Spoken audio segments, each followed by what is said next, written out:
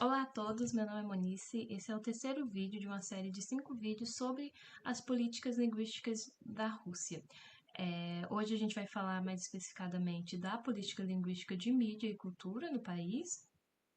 Então, para começar, é importante a gente interpretar esse sistema, essa política cultural, no caso, como um sistema com dois vetores principais. Então, o primeiro é o vetor de centralização interna, que é essa tentativa de criar uma coesão nacional por meio da língua russa, e o segundo vetor é a projeção externa, que é o uso da cultura e da mídia como ferramenta de influência internacional. Então, esses dois movimentos eles acontecem simultaneamente e eles ajudam a entender tanto a política doméstica quanto a ambição global da Rússia. Ao longo da apresentação, eu vou falar de como as leis, a mídia, a religião, a educação e a diplomacia cultural se encaixam nesse projeto.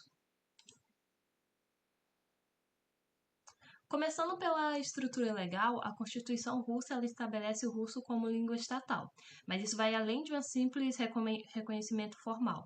Na prática, o russo é tratado como elemento central da identidade nacional. As emendas constitucionais de 2020 reforçaram essa visão ao introduzir o conceito de que os russos seriam o povo formador do Estado. Isso cria uma ligação direta entre o Estado russo e a etnia e línguas russas, e aí, paralelamente a isso, existe uma política de purismo linguístico. Ou seja, há leis que desestimulam o uso de palavras estrangeiras na administração pública. E aí isso é apresentado para a população como uma defesa da integridade cultural. E aí isso a gente viu nos primeiros dois vídeos, né? Outro ponto importante é a proibição de palavrões, que é na mídia, cinema e artes, o governo fez essa emenda constitucional proibindo o uso de palavrões ou então de coisas que vão contra a moral russa.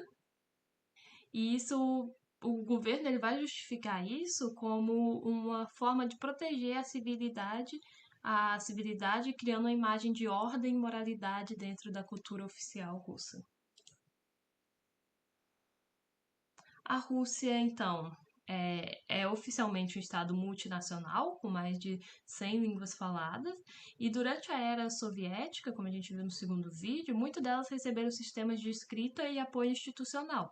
Mas aí isso vai mudar em 2018, quando a lei tornou o ensino das línguas nativas voluntário, enquanto o russo permaneceu obrigatório em todas as escolas. E aí, na prática, isso fez com que as línguas regionais perdessem espaço e o seu prestígio.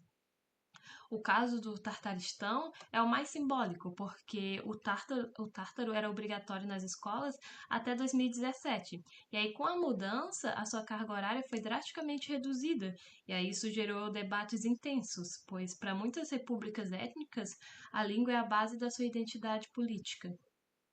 Então, essa política essa política de russificação, que a gente pode chamar, ela expõe um dilema muito grande, que é, por um lado, Moscou busca essa unidade nacional, e, por outro lado, essas medidas elas enfraquecem o caráter multicultural oficialmente proclamado pela Federação Russa.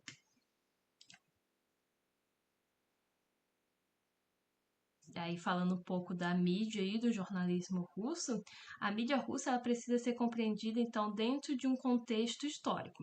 Diferente do modelo ocidental de jornalismo como cão de guarda do poder, na Rússia o jornalista é frequentemente visto como alguém que educa e orienta o público.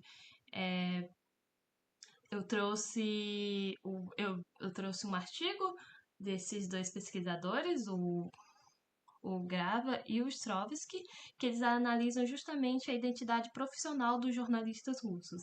Eles mostram que os valores como patriotismo, responsabilidade social e esclarecimento são mais importantes do que que a ideia de neutralidade absoluta. E aí isso facilita o alinhamento das redações estatais com a narrativa governamental. Então, não é apenas uma censura direta, como a gente vê na mídia, como as pessoas normalmente definem, né? Não é apenas uma censura direta. Existe uma cultura de autocensura patriótica, entendida como um dever para manter a estabilidade do país. Aí, após 2012, com leis que classificam veículos independentes e ONGs como agentes estrangeiros, essa tendência ainda ela vai se intensificar, reforçando o papel do jornalista como uma espécie de soldado ideológico na proteção da narrativa estatal.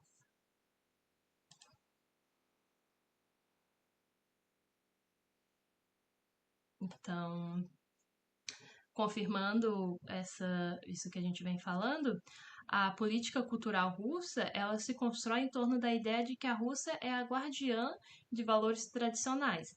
A cultura se transforma em um campo moral, onde o Estado define o que deve ou não ser promovido, e um exemplo marcante é a lei contra a chamada propaganda de relações não tradicionais, aprovada em 2013 e expandida em 2022. Ela restringe conteúdos LGBTQIA+, e ainda cria uma hierarquia de valores culturais, alinhada ao discurso de resistência à decadência ocidental. A Igreja Ortodoxa Russa é um ator central nessa dinâmica e ela legitima muitas políticas culturais e acaba influenciando o conteúdo que é permitido ou não na mídia, né? A alta cultura, como é chamado no país, o balé, a literatura clássica, a música erudita, é apresentada como símbolo de superioridade moral e civilizacional da Rússia. Então, é um modelo de cultura pensado não só para o público interno, mas também para impressionar o exterior. Eles tentam vender essa alta cultura do país para tentar criar uma imagem de superioridade.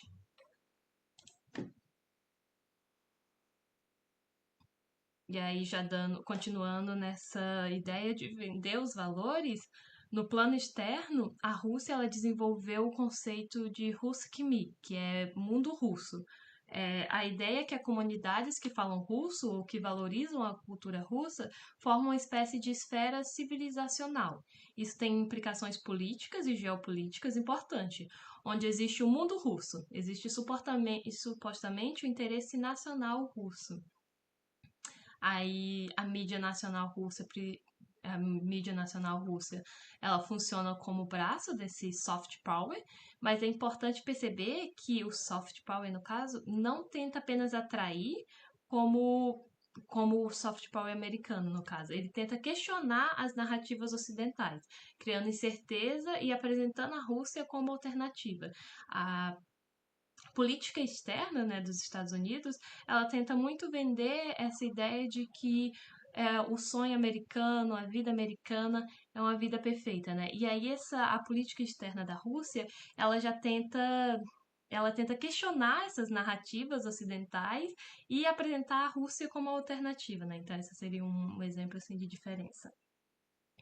Para a diáspora, essas mídias reforçam a identidade e mantêm laços simbólicos com Moscou, uma estratégia de conexão cultural transnacional.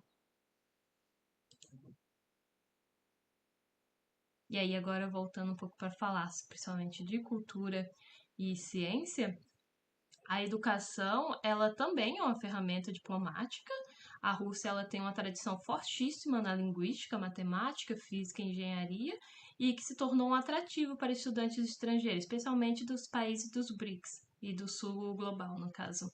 O governo ele oferece bolsas e incentivos para atrair jovens talentos, e ao estudar em universidades russas, esses estudantes desenvolvem vínculos culturais, políticos e até emocionais com o país. Isso aí é uma estratégia, claro, de longo prazo, para formar elites intelectuais que conhecem e valorizam a língua e a cultura russa. Quando esses estudantes eles retornam aos seus países de origem, eles tornam-se multiplicadores dessa influência russa.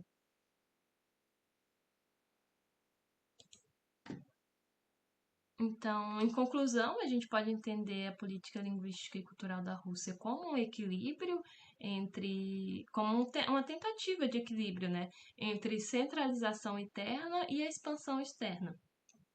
Internamente, há um projeto de unificação baseado na língua russa, que reforça a estabilidade estatal, mas cria tensões com minorias e repúblicas que temem a perda de autonomia, justamente essas repúblicas étnicas, né? E Já externamente, a Rússia ela se apresenta como uma alternativa cultural ao Ocidente. Ela utiliza língua, mídia, religião e educação como ferramentas articuladas de poder para vender essa imagem de alternativa cultural para o Ocidente.